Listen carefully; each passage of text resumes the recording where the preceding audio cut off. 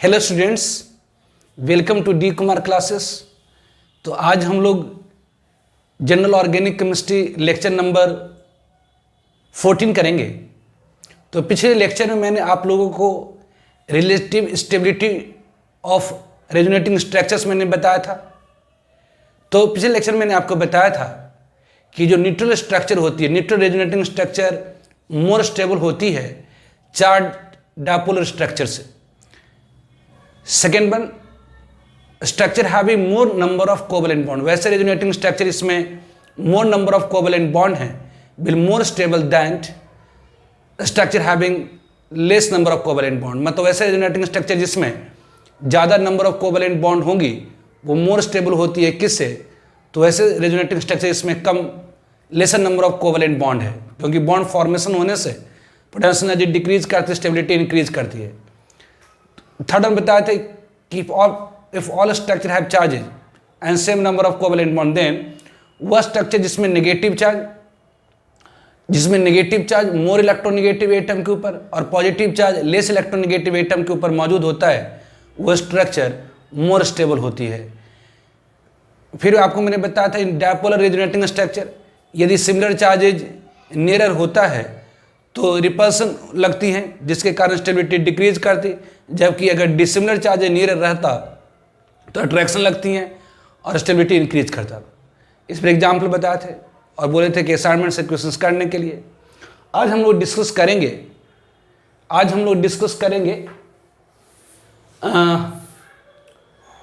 Application of resonance, that is the applications of mesomeric effect या resonance effect, application of mesomeric effect या resonance effect.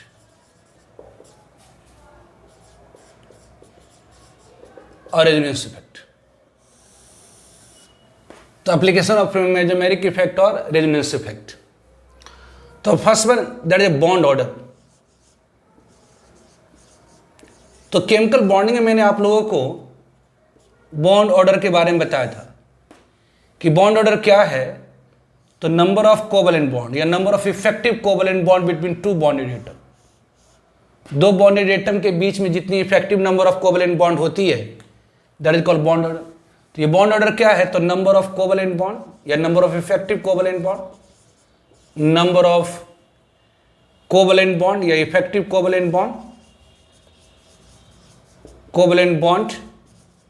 between two bonded atom is called bond order। तो बड़े bond order क्या है? तो number of effective covalent bond between two bonded atom. वहां पर आपको मैंने बताया था कि जैसे H2 है तो H2 में ऑब्वियसली क्या होता? तो हाइड्रोजन सिंगल कोवेलेंट बॉन्ड होती है, इसकी बॉन्ड ऑर्डर क्या हो जाएगी? तो यहाँ पर हाइड्रोजन के बीच में सिंगल कोवेलेंट बॉन्ड से बॉन्ड ऑर्डर 1 होगी। अगर आप कहें कि जी F2 है, फ्लोरीन है, तो यहाँ फ्लोरीन के बीच में क्या? तो सिंगल कोवेलेंट बॉन्ड है, तो इसकी बॉन्ड ऑर्डर क्या हो जाएंगी? तो 1 हो जाएगी। अगर अपन ले लेते हैं O2, अगर O2 ले लेते हैं तो ऑक्सीजन के बीच में क्या है? तो डबल कोवेलेंट बॉन्ड है, तो इसकी बॉन्ड ऑर्डर क्या हो जाएगी? तो ये 2 हो जाएगी। अगर आप ले लीजिए N2, नाइट्रोजन के बीच में क्या है? तो ट्रिपल कोवेलेंट बॉन्ड है, तो यहाँ बॉन्ड ऑर्डर क्या हो जाएगी? तो 3। तो बॉन्ड ऑर्डर क्या है? तो number of effective covalent bond between two bonded atom is called bond order. ऐसे मैंने वहां पर आपको बताया था कि अगर कोई डायटोमिक स्पीशीज है जिसमें अगर 14 इलेक्ट्रॉन्स है, अगर कोई डायटोमिक स्पीशीज 14 इलेक्ट्रॉन्स है तो उसकी बॉन्ड ऑर्डर कितनी हो जाती थी? तो 3 हो जाती थी। और अगर 14 से एक इलेक्ट्रॉन अगर बढ़ता जाए, मतलब 15 इलेक्ट्रॉन हो जाए, तो बॉन्ड ऑर्डर 0.5 से घट जाएगा 2.5। यदि 16 इलेक्ट्रॉन हो जाए तो बॉन्ड ऑर्डर फिर 0.5 से घट जाएंगे तो 2। ऑब्वियसली 15 इलेक्ट्रॉन हो जाए, यदि 17 इलेक्ट्रॉन हो जाए तो ये बॉन्ड ऑर्डर 1.5। 18 इलेक्ट्रॉन हो जाए तो बॉन्ड ऑर्डर 1। 19 इलेक्ट्रॉन हो जाए तो बॉन्ड ऑर्डर 0.5। ऑब्वियसली 20 इलेक्ट्रॉन हो जाए तो बॉन्ड ऑर्डर 0। तो आपको मैंने बताया था कि कोई भी दो एटम से बना हुआ कोई मोलिकुलर आयन है दो एटम से कोई बना हुआ मॉलिक्यूलर आयन है, उसमें यदि 14 इलेक्ट्रॉन, जैसे N2 में 14 इलेक्ट्रॉन है, नाइट्रोजन के पास 7, दूसरे नाइट्रोजन के पास 7, तो 14 इलेक्ट्रॉन। तो कोई भी डायटोमिक स्पेसीज, मतलब दो एटम से बना हुआ कोई मॉलिक्यूलर आयन, दो एटम से बना हुआ कोई मॉलिक्यूलर आयन जिसमें 14 इलेक्ट्रॉन होती हैं, दो एटम से बना हुआ कोई मॉलिक्यूलर आयन जिसमें 14 इलेक्ट्रॉन होती हैं, उसकी बॉन्ड ऑर्डर 3 होती। दो एटम से बना हुआ कोई मॉलिक्यूलर आयन जिसमें 14 इलेक्ट्रॉन होती है, उसकी बॉन्ड ऑर्डर 3 होती है। यदि 14 इलेक्ट्रॉन से एक एक इलेक्ट्रॉन बढ़ता जाए या एक एक इलेक्ट्रॉन घटता जाए, 14 इलेक्ट्रॉन से एक एक इलेक्ट्रॉन या तो बढ़ता जाए या एक एक इलेक्ट्रॉन घटता जाए, बॉन्ड ऑर्डर 0.5 से घटती जाएगी। जैसे 14 इलेक्ट्रॉन की बॉन्ड ऑर्डर 3 है, अगर डायटोमिक स्पेसिस में 15 इलेक्ट्रॉन हो जाए तो बॉन्ड ऑर्डर 2.5 हो जाएगी। यदि किसी डायटोमिक स्पेस में 60 इलेक्ट्रॉन हो जाए तो बॉन्ड ऑर्डर 2 होगी। यदि किसी डायटोमिक स्पेस में 17 इलेक्ट्रॉन हो जाए तो बॉन्ड ऑर्डर 1.5। यदि किसी डायटोमिक स्पेस में 18 इलेक्ट्रॉन हो जाए तो बॉन्ड ऑर्डर 1। तो 1 इंक्रीज इंक्रीज करता जा रहा है तो बॉन्ड ऑर्डर 0.5 से घटती जाएगी। और वैसे अगर एक एक इलेक्ट्रॉन घटता जाए, जैसे 14 है, ये 13 इलेक्ट्रॉन हो जाए, कोई ऐसा दो एटम से बना हुआ मॉलिक्यूलर आयन है जिसमें अगर 13 इलेक्ट्रॉन है तो बॉन्ड ऑर्डर 2.5 हो जाएगी। अगर 12 इलेक्ट्रॉन हो जाए तो बॉन्ड ऑर्डर ऑब्वियसली फिर 0.5 से घट जाएगी 2। तो इस तरह से 11 इलेक्ट्रॉन हो जाए तो बॉन्ड ऑर्डर कितनी हो जाएगी, तो ऑब्वियसली 1.5। तो इसी तरह से घटते घटते फिर 0, फिर बढ़ते बढ़ते 1, फिर घटते घटते 0, इस तरह से मैक्सिमम बॉन्ड ऑर्डर 3 होती है। तो ये ऑलरेडी मैंने आपको केमिकल बॉन्डिंग में इतना बताया था। यहाँ पर हम लोग एक्चुअली कैलकुलेशन करेंगे bond order in conjugated system, calculation of bond order in conjugated system, calculation of bond order, calculation of bond order in conjugated system. तो calculation of bond order in conjugated system, तो calculation of bond order in conjugated system. तो bond order in conjugated system is equal to होती है, bond order is equal to होगी number of covalent bond, number of covalent bond between two atom in all resonating structure, in all RS मतलब resonating structure, divided by number of resonating structures, number of resonating structures। तो bond order is equal to calculation of bond order in conjugated system, calculation of bond order in conjugated system, conjugated system में bond order की calculation। तो bond order is equal to होती है number of covalent bond between two atom in all resonating structure. Bond order is equal to number of covalent bond between two atom in all resonating structure divided by number of resonating structure. For example, जैसे अगर आपसे पूछा जाए कि find carbon carbon bond order, carbon carbon bond order in benzene,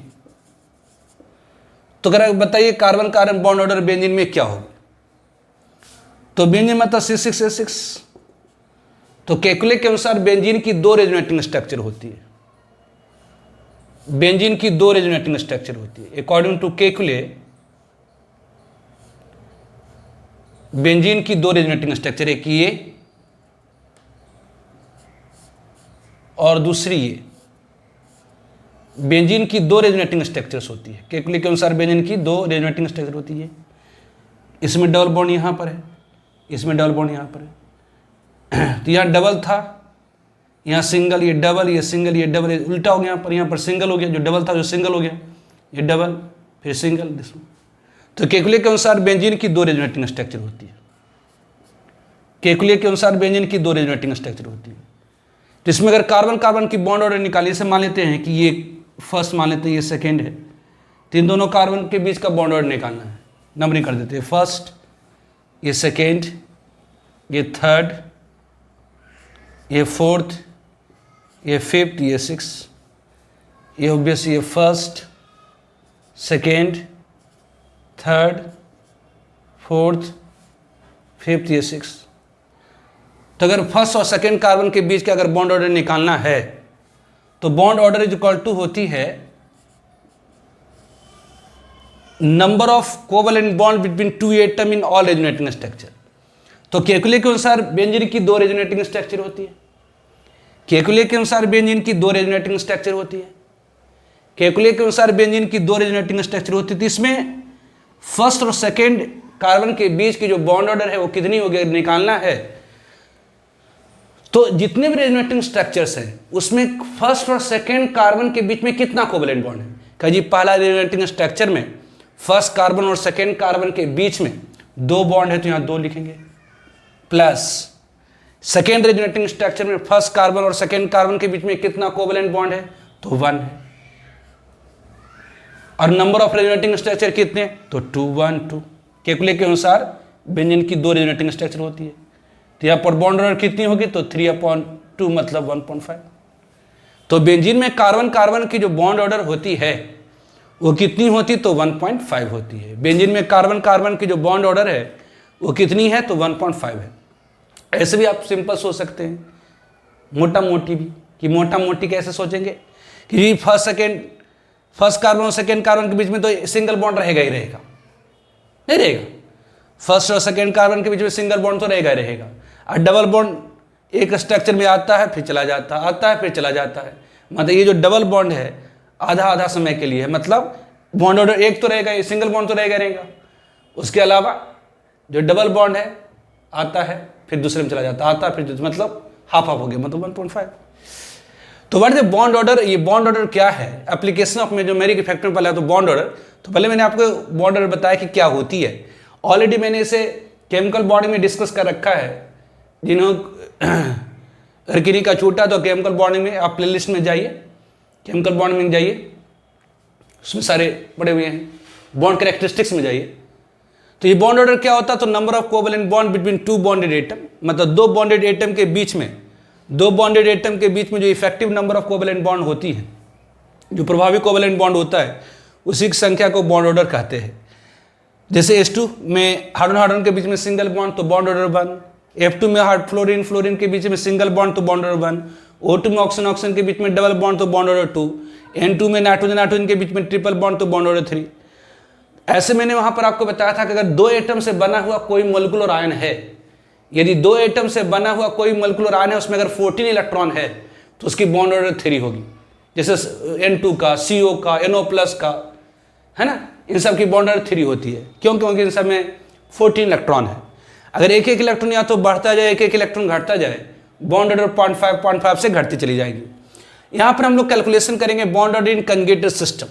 conjugated system में bond order निकालने के लिए क्या होगा तो कंजुगेटेड सिस्टम में क्या होता है तो जो कंजुगेटेड इलेक्ट्रॉन होती है कभी आती है कभी जाती है, कभी आती है कभी जाती, जिसके कारण जो बॉन्ड ऑर्डर होता है ऐसे एक स्ट्रक्चर से निकालना मुश्किल होता।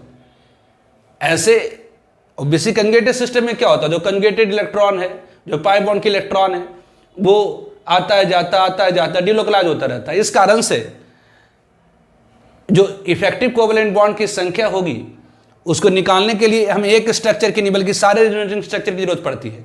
इससे बॉन्ड ऑर्डर निकालने के लिए फॉर्मूला होती है number of covalent bond between two atom in all resonating structure divided by number of resonating structure. Bond order is equal to number of covalent bond between two atom in all resonating structure divided by number of resonating structure. Number of covalent bond between two atom in all resonating structure divided by number of resonating structure. जैसे अगर आपसे कहा जाए कि बताइए benzene में carbon carbon की bond order क्या होगी तो केकुले के अनुसार बेंजीन की दो रेजोनेटिंग स्ट्रक्चर होती है।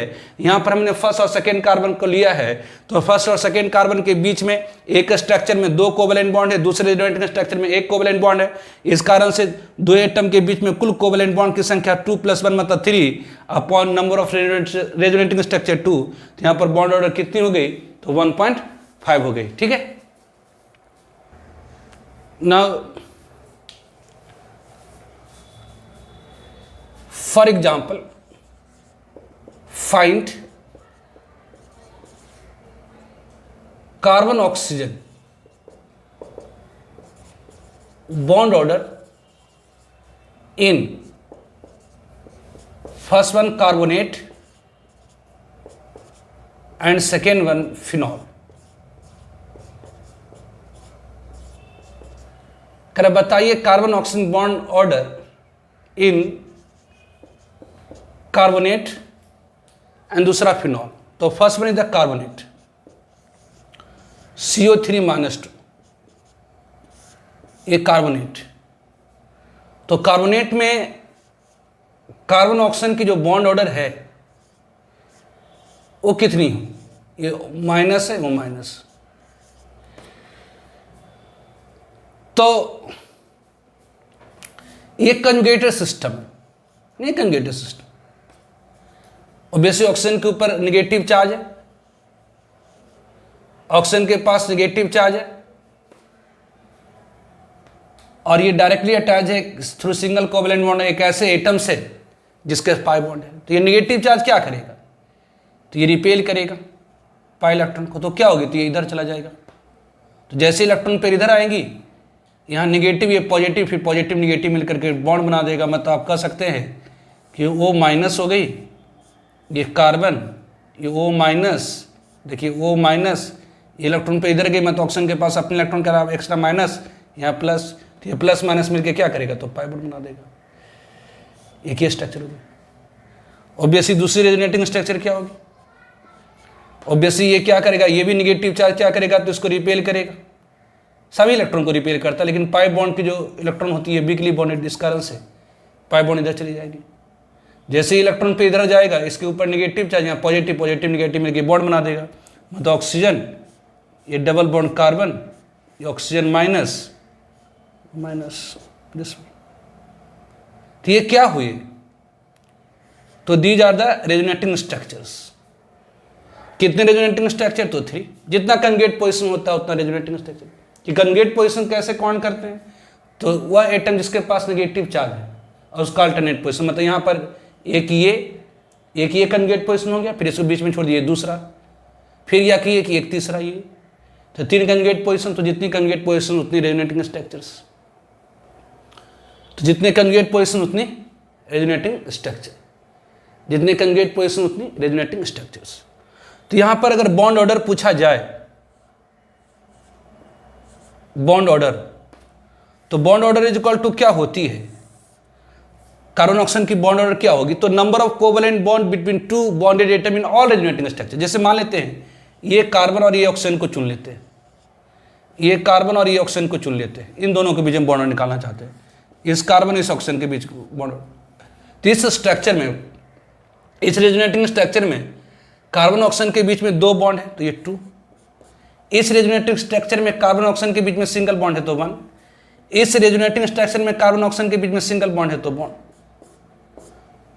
तो number of covalent bond between 2 atom in all resonating structure divided by number of resonating structure. Conjugated system में एटम की कंजुगेटेड सिस्टम में बॉन्ड ऑर्डर निकालने के लिए फॉर्मूला क्या होती है, तो number of covalent bond between 2 atom in all resonating structure divided by number of resonating structure.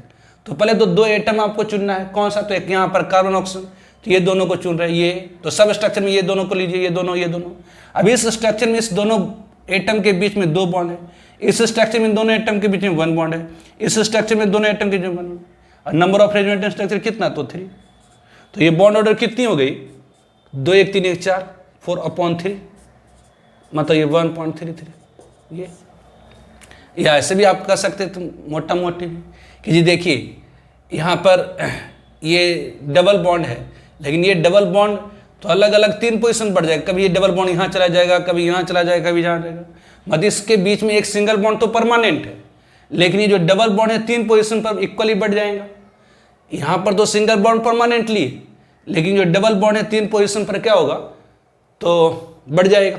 जिस कारण से तो बढ़ जाएगा, तो क्या होगा, तो 3 पोजीशन बढ़ गया, तो एक पोजीशन पर 1/3 बचा ना, तो ये 1 + 1/3 मतलब 4/3 हो गया. एक बॉन्ड तो इसकी जगह परमानेंट है, लेकिन जो डबल बॉन्ड है कभी यहाँ चला जा रहा है, कभी यहाँ चला जा रहा है, कभी मतलब एक डबल बॉन्ड 3 पोजीशन बढ़ गया, मतलब एक पोजीशन पर 1/3 तो 4/3. ऐसे भी कर सकते हैं.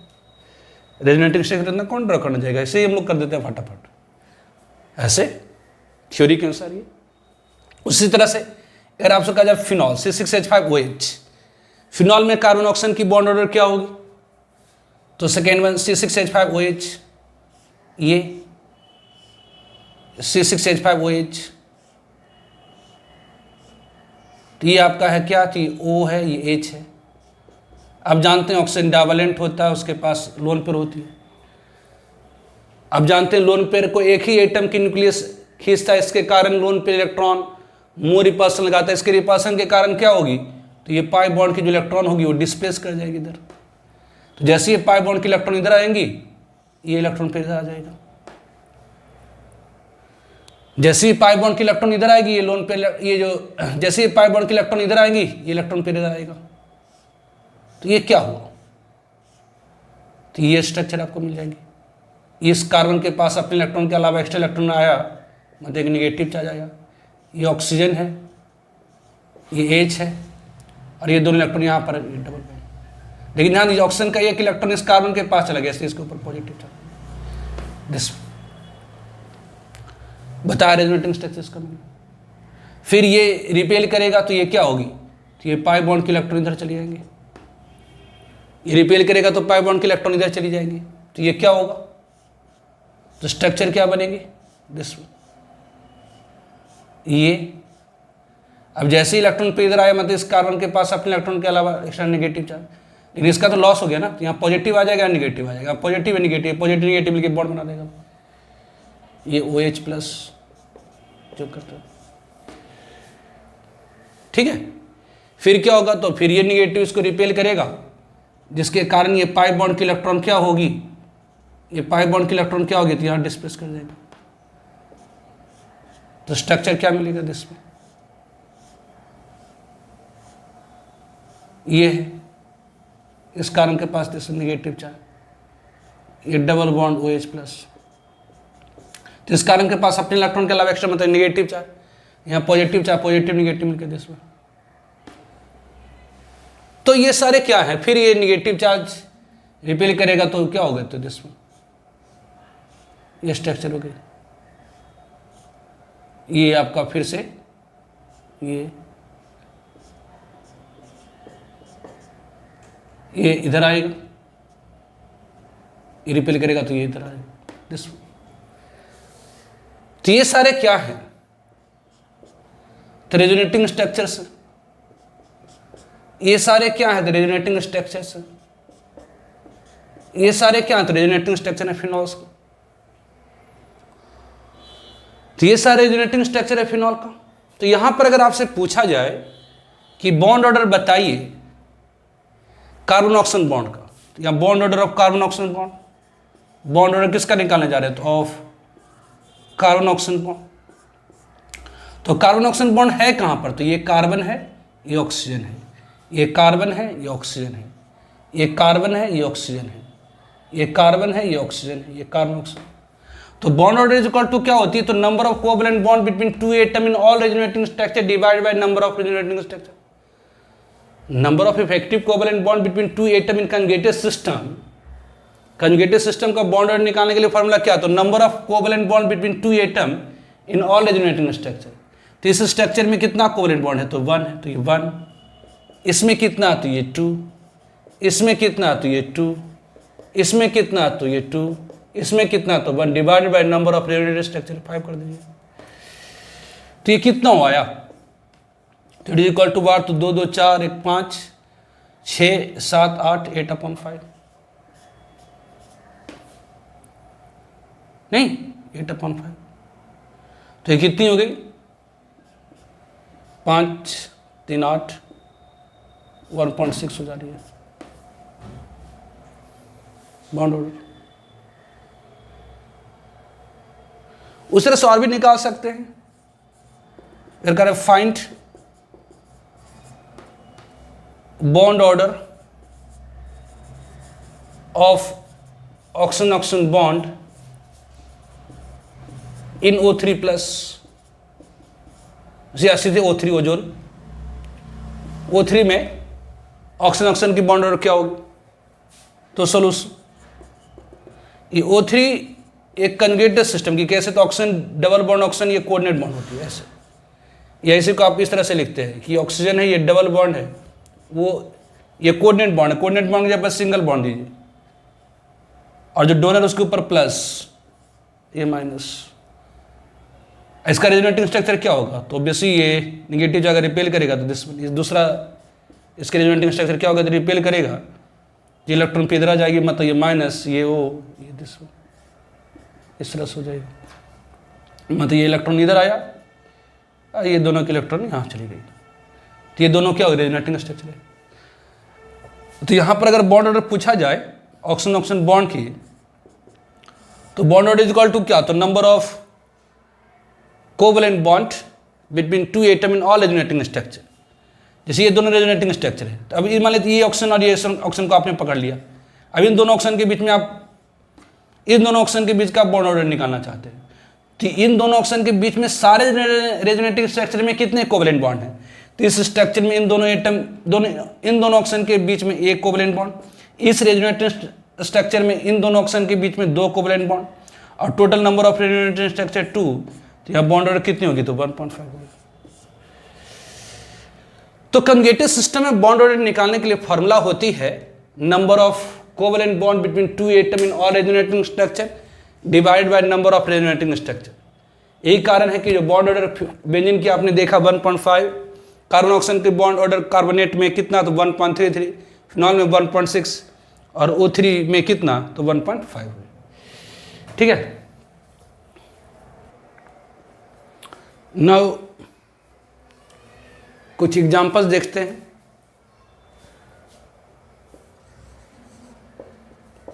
कि find carbon carbon bond length order in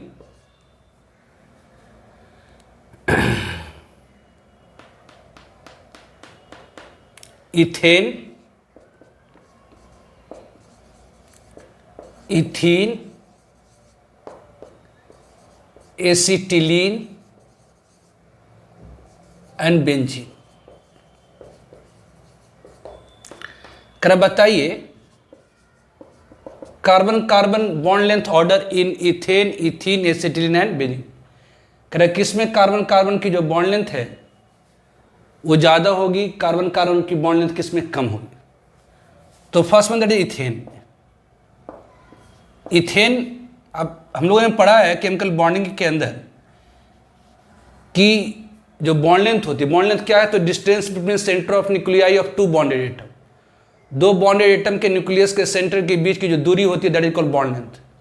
तो जितनी ज़्यादा बॉन्ड ऑर्डर होगी बॉन्ड की लेंथ उतनी शॉर्टर होती चली जाएंगी, शॉर्टर होती चली जाएंगी।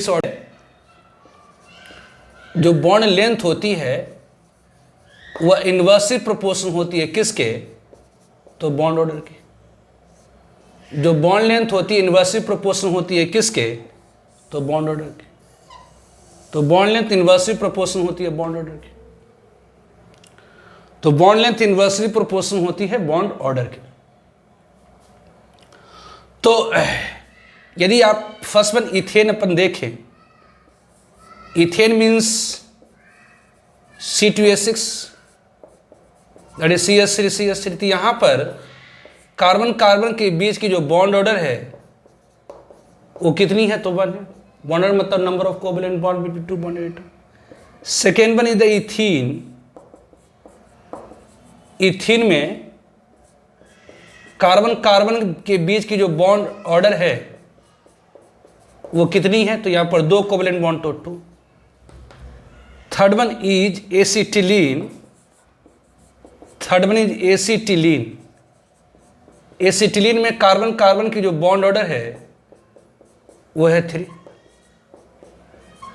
जबकि बेंजीन, बेंजीन मतलब C6H6, तो अभी जस्ट आपने बेंजीन मतलब C6H6 आपने देखा कि बेंजीन की हम लोगों ने बॉन्ड ऑर्डर निकाली दैट इज C6H6, तो बेंजीन की बॉन्ड ऑर्डर कितनी आई, तो 1.5 आई।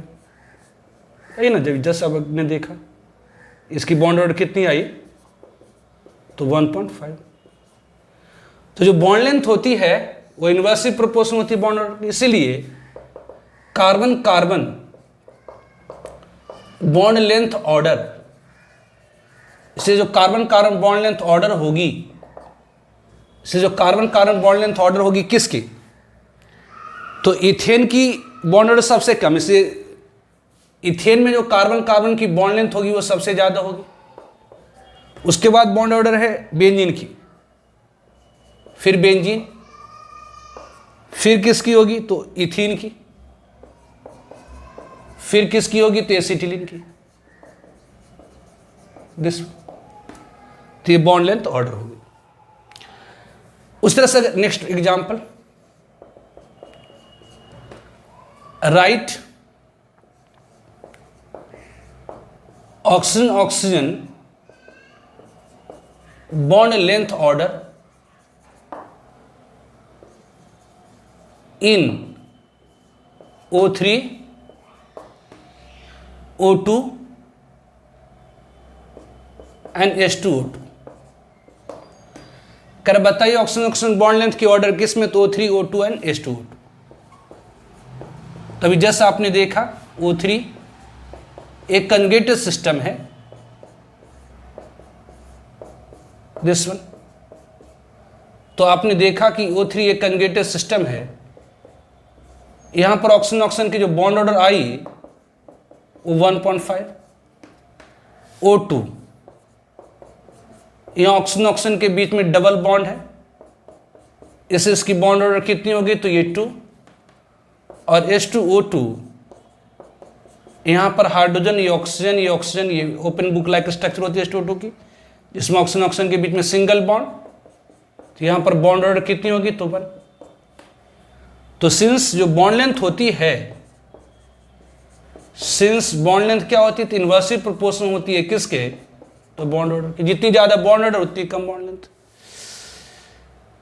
और जितनी कम बॉन्ड ऑर्डर उतनी ज्यादा बॉन्ड लेंथ। तो ऑब्वियसली यहां पर सबसे कम bond order oxygen oxygen bond के बीच में कहां पर है तो H2O2 में, इसलिए oxygen oxygen bond length order, यहां पर oxygen oxygen bond length order क्या हो जाएगी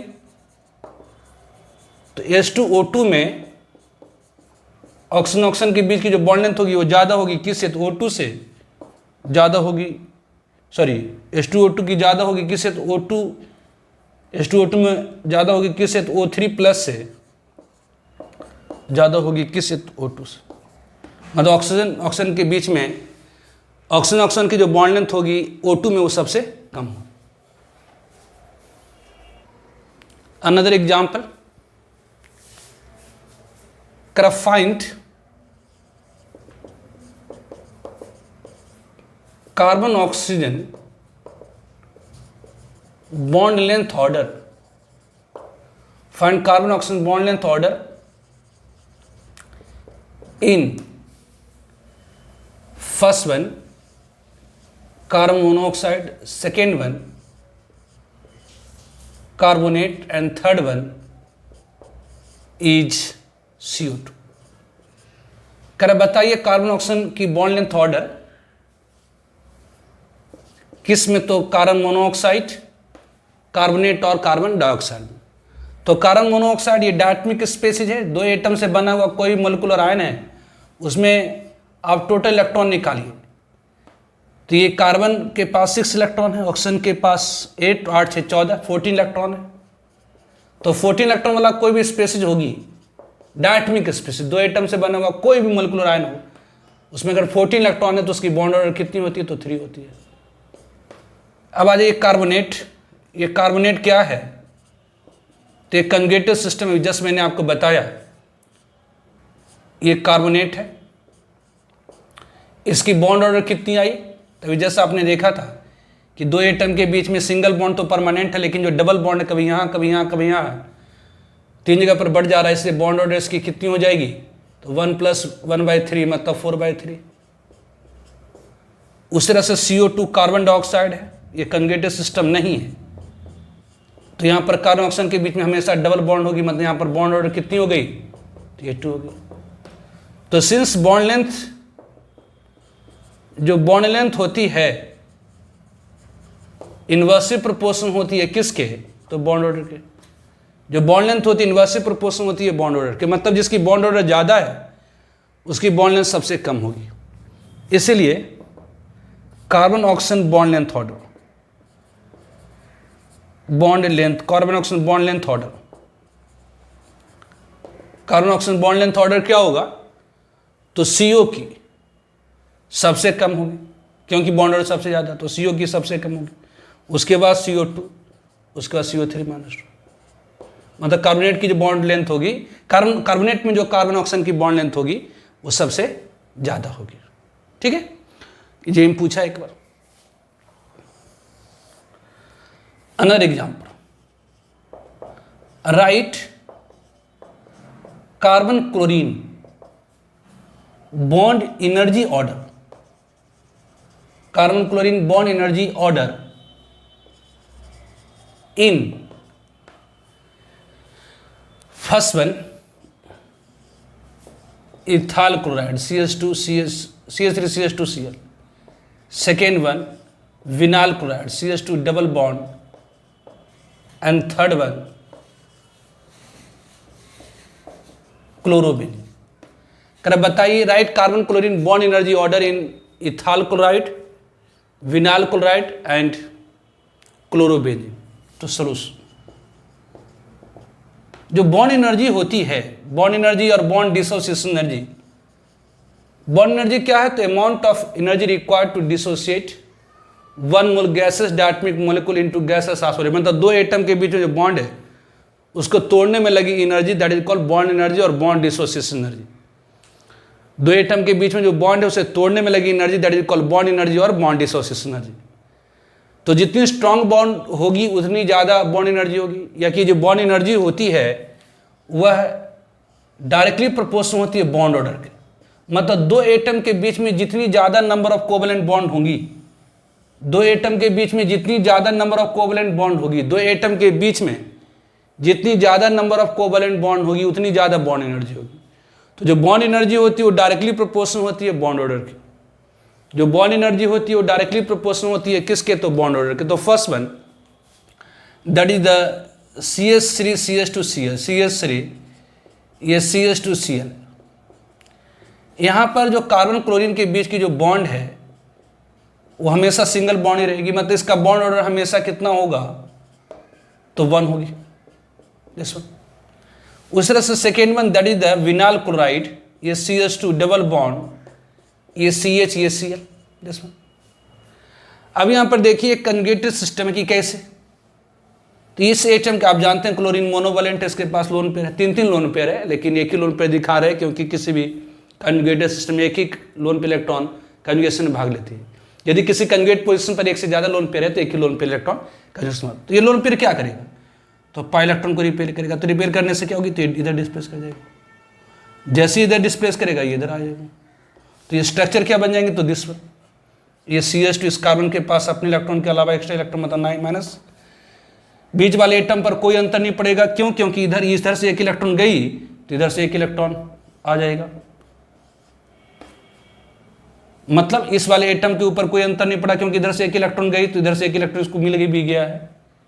अंतर किसके ऊपर पड़ा, तो कंजुगेट पोजीशन वाले पर, मतलब इस कंजुगेट पोजीशन से एक इलेक्ट्रॉन जा रहा है, मतलब इसके ऊपर एक पॉजिटिव चार्ज, इस कंजुगेट पोजीशन पर एक इलेक्ट्रॉन आ रहा है, दैट इज नेगेटिव चार्ज। इस कंजुगेट पोजीशन से एक इलेक्ट्रॉन गया तो पॉजिटिव चार्ज, इस कंजुगेट पोजीशन पर एक इलेक्ट्रॉन आया तो एक नेगेटिव चार्ज। तो यहाँ पर बॉन्ड ऑर्डर कितनी होगी, तो यहाँ पर बॉन्ड ऑर्डर निकालेंगे तो bond order is equal to number of covalent bond between 2 atom in all resonating structure divide by number of resonating structure. तो यहाँ पर इस कार्बन क्लोरीन के बीच में इस रेजोनेटिंग स्ट्रक्चर में सिंगल बॉन्ड है, इस कार्बन क्लोरीन के बीच में 2 कोवैलेंट बॉन्ड है, इस कार्बन क्लोरीन के बीच में सिंगल कोवैलेंट बॉन्ड है, इस रेजोनेटिंग स्ट्रक्चर में इस कार्बन क्लोरीन के बीच में डबल बॉन्ड है।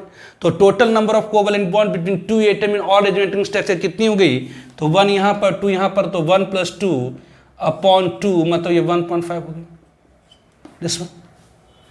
उस तरह से third one that is a chlorobenzene, that is C6H5Cl, ये C6H5Cl, ये भी एक कंजुगेटेड सिस्टम है, ये भी क्या, कंजुगेटेड सिस्टम है, ये कंजुगेटेड सिस्टम, इसके पास एक लोन पेयर है, ये रिपेयर करेगा, इधर आएंगे,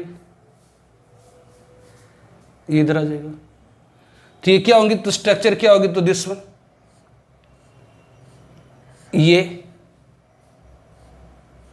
डबल बॉन्ड, ये Cl, यहाँ से इलेक्ट्रॉन गया तो ये प्लस, ये माइनस।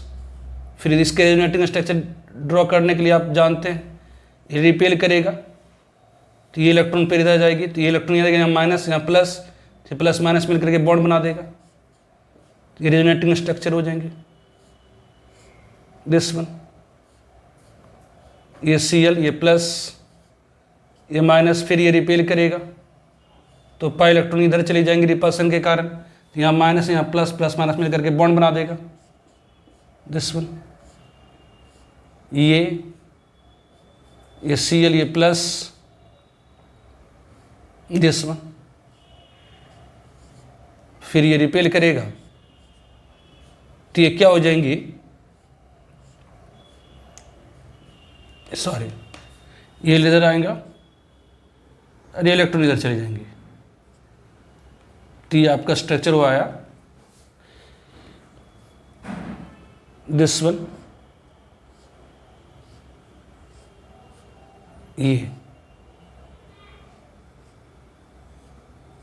ये C, these are the resonating structures. ये सारे क्या हैं, तो रेजोनेटिंग स्ट्रक्चर है।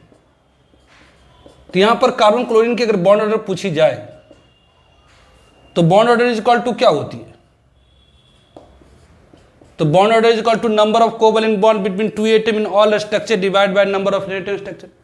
तो इस कार्बन क्लोरीन के बीच में सिंगल बॉन्ड, यहाँ पर डबल बॉन्ड, यहाँ डबल बॉन्ड, यहाँ पर डबल बॉन्ड, ये सिंगल बॉन्ड, तो बॉन्ड ऑर्डर क्या है, तो ये 1 हो गया, यहाँ पर 2 हो गया, यहाँ पर 2 हो गया, यहाँ पर 2, तो 8/5 हो गया, मतलब ये 1.6।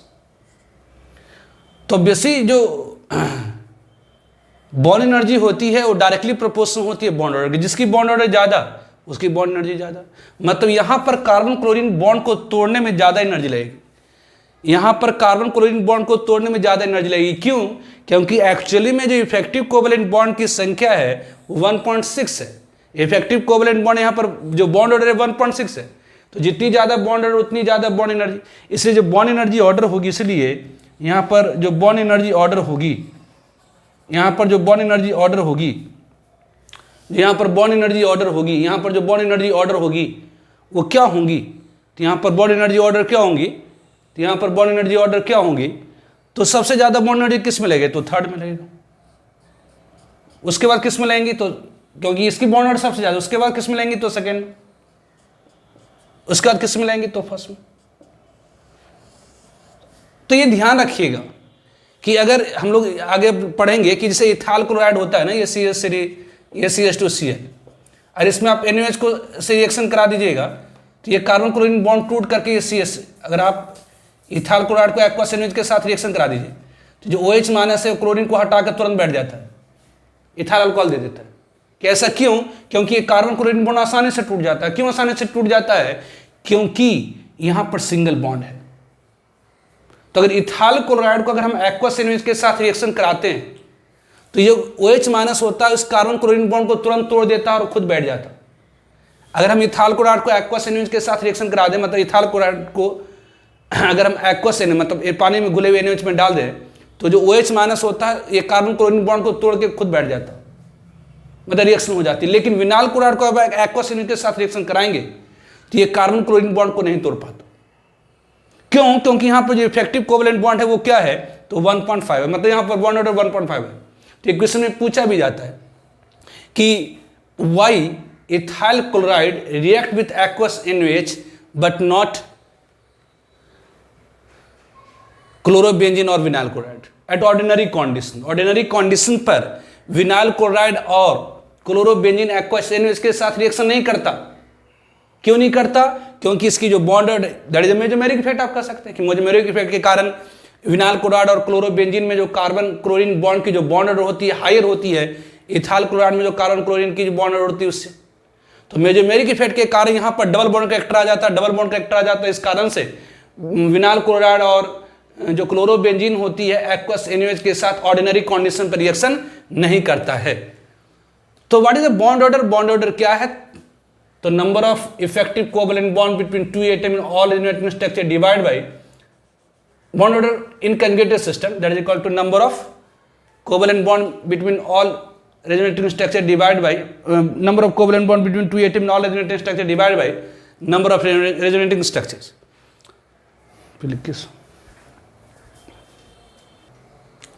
Now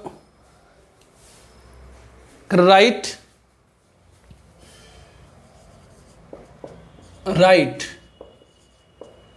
reactivity order of carbon chlorine bond in ethyl chloride, vinyl chloride,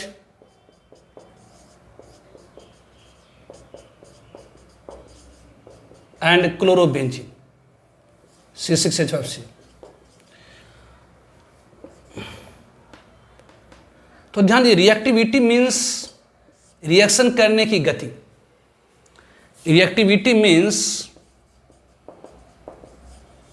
reactivity का मतलब क्या हो? रिएक्टिविटी मीन्स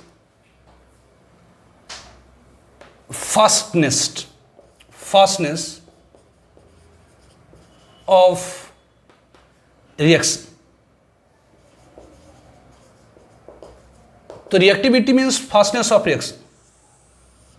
कौन सी रिएक्शन? जो रिएक्शन फास्ट होगी, तेजी से होगी, हम लोग कहेंगे कि वो उसकी रिएक्टिविटी ज़्यादा है. तो रिएक्टिविटी का मतलब होता है फास्टनेस ऑफ रिएक्शन. रिएक्शन की द्रुत, रिएक्शन की जो गति है कितनी ज़्यादा है. तो reactivity means fastness of reaction. तो कौन सी रिएक्शन मोर फास्ट होगी, कौन सी रिएक्शन ज़्यादा तेजी से होगी?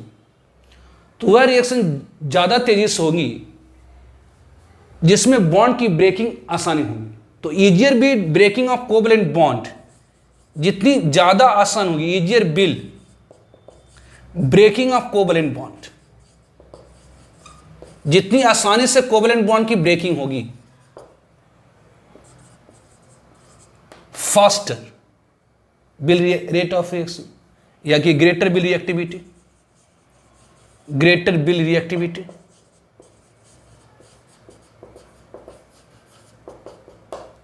तो कहां पर बॉन्ड की ब्रेकिंग आसान होगी? तो बॉन्ड की ब्रेकिंग कहां पर आसान होगी? जहां पर बॉन्ड ऑर्डर कम होगी. जब बॉन्ड सिंगल होगा तो आसानी से टूट जाएगा, डबल होगा तो और ज्यादा एनर्जी लगेगी. मतलब दैट इज का मतलब ये हुआ कि जो रिएक्टिविटी है, रिएक्टिविटी जो है वो इनवर्सिव प्रोपोर्शन होती है किसके? तो बॉन्ड ऑर्डर के. मतलब जिस बॉन्ड की बॉन्ड ऑर्डर ज्यादा होंगी उसकी रिएक्शन करने की जो गति होगी कम होगी. तो रिएक्टिविटी इनवर्सिव प्रोपोर्शन होती है बॉन्ड ऑर्डर की. तो आपने देखा कि इथाइल क्लोराइड में कार्बन क्लोरीन की जो बॉन्ड ऑर्डर है, यहां पर कार्बन क्लोरीन की बॉन्ड ऑर्डर 1 आई. विनाइल क्लोराइड में कार्बन क्लोरीन की जो बॉन्ड ऑर्डर है वो कितनी आई? तो 1.5 आई. और क्लोरोबेंजीन में बॉन्ड ऑर्डर कितनी आई? क्लोरोबेंजीन में जो बॉन्ड ऑर्डर कितनी आई? तो 1.6 आई. तो जिसकी बॉन्ड ऑर्डर ज्यादा है उस बॉन्ड को तोड़ने में हमें ज्यादा एनर्जी लगेगी. जिस बॉन्ड की बॉन्ड ऑर्डर ज्यादा है उस बॉन्ड को तोड़ने में हमें ज्यादा एनर्जी लगेगी. इस कारण से उसकी रिएक्टिविटी कम होगी. तो reactivity means fastness of reaction.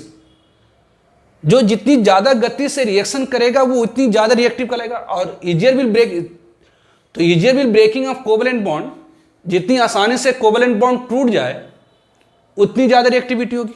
तो कौन सी बॉन्ड आसानी से टूट जाएगी? जिसकी बॉन्ड ऑर्डर कम.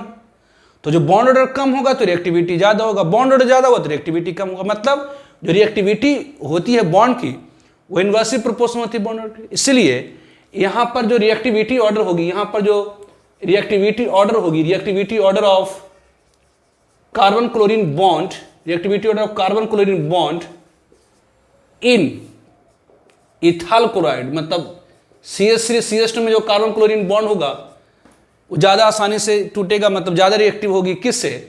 तो विनाइल क्लोराइड से. ज़्यादा रिएक्टिव होगी किससे? तो क्लोरोबेंजीन से.